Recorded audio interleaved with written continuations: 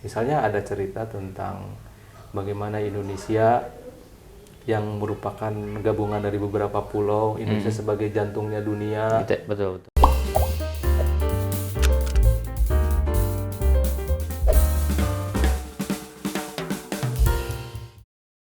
Nah, jadi kekuatan 5 besar itu bukan kekuatan kelima. Kelima bukan? Bukan urutan kelima, bukan. Maksudnya karena secara gimana? kekuatan 5, karena sudah ada yang 4. Jadi kan kekuatan, selalu kita fokusnya tuh Amerika, Uni Soviet, Oh, Eropa. Rusia mungkin Kang ya? Sekarang udah Ya, disebut sekarang. Justru kan Uni Soviet. Iya. Sekarang Rusia. Rusia. Terakhir kan Cina, hari ini Cina menjadi hegemoni. Tapi kalau Indonesia itu bisa sepakat aja bagaimana membangun Indonesia dengan mentalitas kolaborasi, saya yakin itu bisa menjadi kekuatan kelima dunia. Amin. Dengan berbagai macam analisa ya. Iya.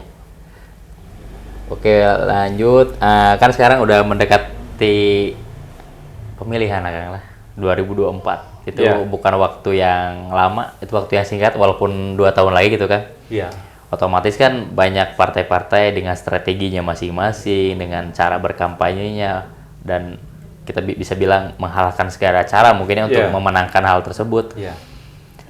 Ada istilah dari dulu itu sampai sekarang juga masih melekat ya, yang namanya money politik kan. Seperti ya, Akang tahu sendiri serangan pajar mereka menyebutnya atau gimana gitu ya. Iya. Menurut pandangan Akang itu money politik itu apa? Diperbolehkan apa tidak? Dan kenapa bisa diadakannya money politik itu tersebut? Ya, secara normatif di dalam peraturan, di dalam aturan pemilihan baik pileg maupun pilkada, money politik itu udah jelas diharamkan, tidak boleh. Bahkan money politik itu bisa menjadi delik pembatalan terhadap keterpilihan.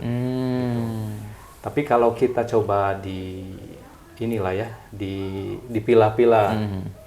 Ada istilah money politik, ada istilah cost politik. Cost politik. Nah, cost politik itu kalau kita butuh alat peraga untuk mengkampanyekan ide-ide besar dari sebuah partai, termasuk juga personalnya, calonnya, orangnya, itu dibolehkan gitu. Kita bikin itu cost politik, yang besar kecilnya bisa kita hitung. Tapi kalau money politik, menurut saya ini sesuatu yang saya sepakat dan setuju bahwa itu bisa merusak proses demokrasi. Tapi saya juga sebetulnya tidak bisa secara sederhana menyalahkan ya, baik masyarakat ataupun elit yang mencalonkan itu. Jadi ada yang jual, ada yang beli gitu kan, biasanya. Nah, saya juga ingin sama-sama dilibatkan. Ingin mengkritisi masyarakat ya, bukan dalam konteks saya sebagai fungsionaris partai. Saya juga ingin mengingatkan masyarakat agar kita betul-betul bisa menghitung bisa menghitung betapa besar peran dari hak pilih itu betul kan? Terhadap jadi atau tidaknya seseorang dalam proses yang benar atau salah gitu. Nah, kalau prosesnya salah, masyarakat bisa dibeli dengan murah, maka seterusnya kita akan seperti ini. Nah, tapi kalau masyarakat bisa menahan diri ya, 50.000, 100.000, bahkan 20.000, 15.000 ada Kang? Oh ada ya? Gimana itu? Saya mencari itu. Kok bisa-bisanya? Katanya. Bisa jadi ada, tapi jarang dilaporkan. Tapi saya berharap masyarakat juga yang kalau misalnya ada elit politik yang melakukan korup, kemudian melakukan penyalahgunaan wewenang, kan suka protes tuh. Nah, ini bisa jadi hasil dari mentalitas money politik. Ada pemberi, hasil dari masyarakat tersebut gitu kan ya. Jadi masyarakat tuh harus menerima kalau bobrok seperti ini, kecuali masyarakat betul-betul bisa menahan diri untuk tidak menerima itu. Betul kan. Kita pilih orang-orang yang cukup punya kapabilitas untuk menjadi pelayan masyarakat, insya Allah. Karena apa? Jadi mentalitas masyarakat ketika membeli itu dia pasti berpikir tentang balik modal. Betul kan. Tapi kalau masyarakat itu tidak melakukan, kalau caleg itu tidak melakukan hal seperti itu, maka dia sangat dimungkinkan tidak berpikir tentang balik modal. Gitu. Jadi itu harus menjadi catatan bagi masyarakat ya, supaya bisa menahan diri. Gitu. Nah, kalau hari ini misalnya ada sebuah sikap Partai Gelora bagaimana kan gitu kira-kira. Saya juga berpikir tentang jadi kumaha Partai Gelora mau masuk di dalam idealisme proses demokrasi, tapi pasarnya seperti itu, masyarakatnya seperti ini. Kita punya ini Kang, jadi Partai Gelora itu punya sikap sehingga sebisa mungkin apapun yang kita lakukan itu sebisa mungkin saintifik. Kalau di Apa tuh dalam maksudnya? bahasa akademisnya, politik itu seni. Seni. Oke. Banyak item, banyak hal yang kita tuh nggak ada hitung-hitungannya. Tapi Partai Gelora itu sudah punya sesuatu yang sebisa mungkin menscientifickan proses berpartai, proses politik. Oke. Nah, salah satu contohnya nih, saya kasih contoh, misalnya bagaimana menyikapi keterpilihan, proses pemilihan dan seterusnya Partai Gelora, karena kita juga sebagian tuh mengkhawatirkan. Kita punya idealisme, tapi masyarakatnya seperti itu. Antara kita tidak terpilih dengan idealisme kita, atau kita terpilih tapi masuk ke dalam Circle itu lumpur sendiri. itu, Iya, lumpur hitam, bagaimana proses yang tidak benar. Betul kan. Secara modal mungkin kita bisa lah ya, Iya, anggap saja bisa. Tapi anggap kita saja mungkin tidak akan memilih itu dalam konteks money politik. Maka kita tuh punya hitungan. Jadi masyarakat itu kalau disurvei berkaitan dengan persoalan penting, apakah mau menerima uang itu 40% nerima. Pasti nerima dikasih. Nah, cuma ada sisanya itu. Gimana? Sisanya itu ya saya lupa angkanya, antara menerima tapi tidak akan pilih orangnya. Oh ya. Tapi ada juga yang menerima kemudian memilih orangnya. Yang menolak juga ada, tapi sedikit. Yang menolak itu Sedikit sekali kayaknya yang nolak. Maka saya yakin kalau 40% anggap saja kita tidak masuk nih. Iya. Wah, dia mah udah dibayar sehingga kita nggak mungkin terpilih. Tapi kan kita ada 60%, Kang. Iya, betul. Kita sasar 60% itu, mudah-mudahan 6 kan bisa mengalahkan 4 gitu. Mudah-mudahan dengan pola seperti itu kita bisa berproses demokrasi secara baik. Betul kan? Dan mudah-mudahan nanti ketika kita sudah punya perwakilan di parlemen, kita bisa melakukan pendidikan politik bagi masyarakat agar masyarakat itu juga diberikan bukti. Karena masyarakat juga mungkin bosan lah ya.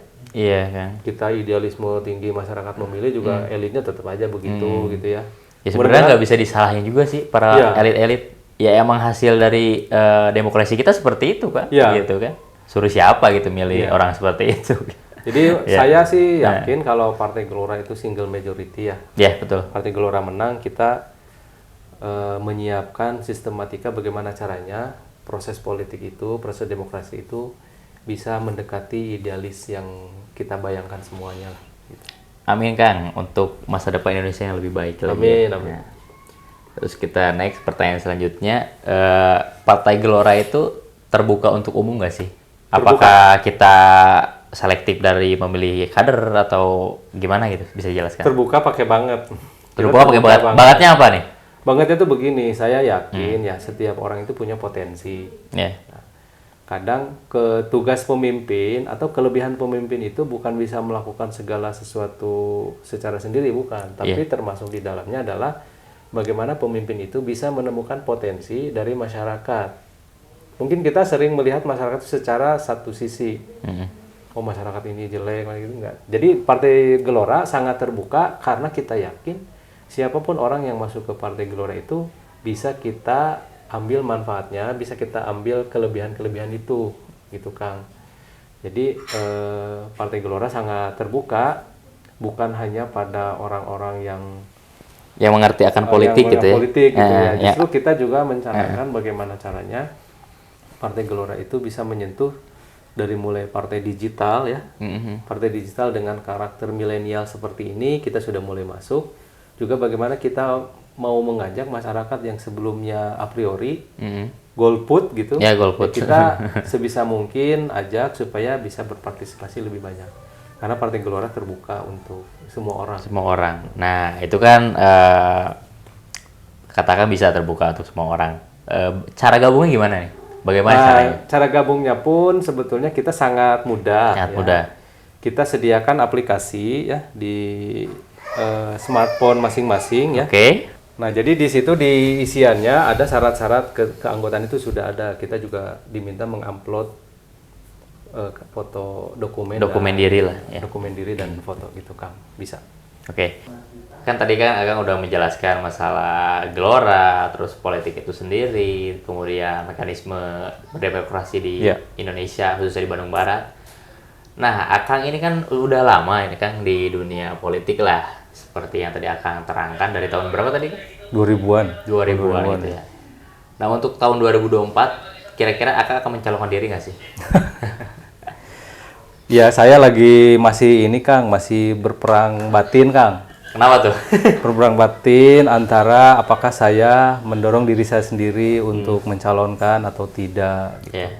Sementara Fatsun orang kan memahami ya sekjen masa sih nggak mencalonkan seperti itu. Tapi saya ingin menyampaikan bahwa peluang ke arah sana tuh saya ada dan sangat terbuka gitu ya. Tapi saya sering menyampaikan karena Partai Gelora itu terbuka, saya itu bukan hanya mencalonkan diri saya, tapi saya bertugas memberikan rekomendasi untuk siapapun apabila ingin mencalonkan diri ya tampil di parlemen, khususnya di Bandung Barat itu insya Allah saya akan rekomendasi Kang. Jadi kalau misalnya Akang nih mau, atau enggak lah, saya kira Akang kan punya kapasitas yang cukup begitu, nanti saya dorong, saya yang tanda tangan Kang. Amin. Silakan Kang gitu. Nanti kita Insya ketemu Allah, di sana. Allah, ya. Jadi kita bareng-bareng lah gitu. Bagus ya. Seperti itu. Nah, terakhir, last but not least, ada pesan kesan gitu, pesan-pesan apa yang mau disampaikan ke masyarakat di luar sana dari Akang? Ya, dari saya kembali ke awal ya, saya itu punya pemahaman bahwa politik praktis itu keniscayaan.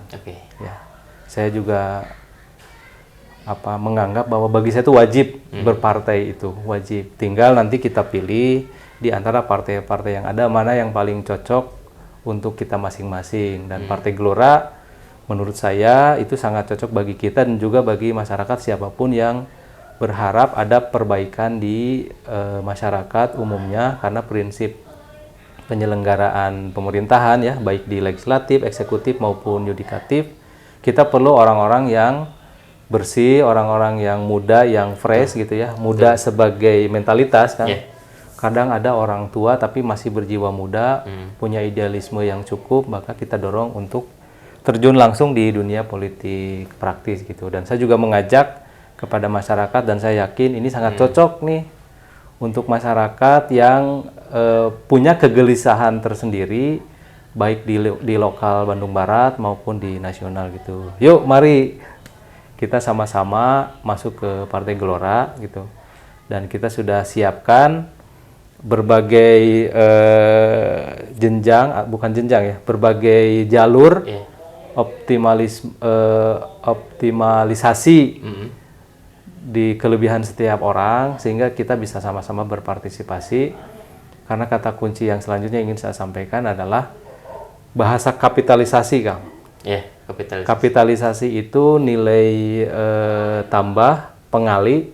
Kalau kita berbuat baik, kalau kebaikan itu kita masukkan ke dalam pilar-pilar demokrasi, maka kebaikan itu cepat akan kita rasakan di masyarakat.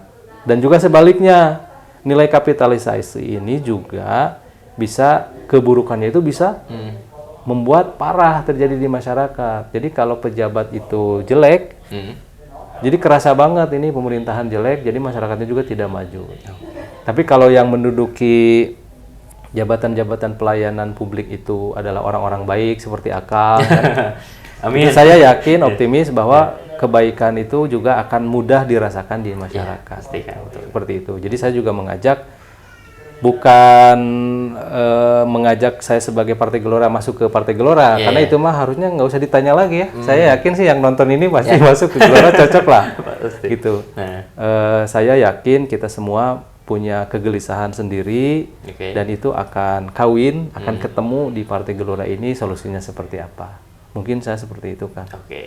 Jadi jangan lupa daftar aja gitu. Ya, daftar. Lewat link di bawah. Link di bawah. Nah, nanti bisa langsung ketemu saya, bisa langsung dihubungi gitu ya, karena saya di Kabupaten Bandung Barat bersama Ketua Pak Salam Taufik dan juga Kang Wisnu.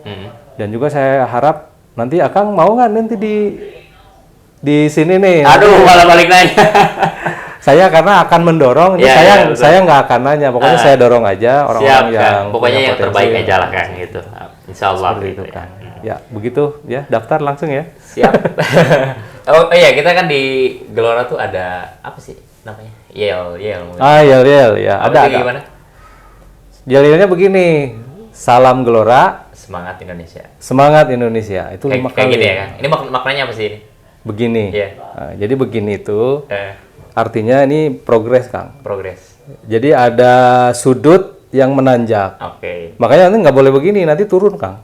Jadi Dia harus begini, harus begini. Bahwa ada progres. Jadi apapun yang kita lakukan, kebaikan itu kita harus berprogres.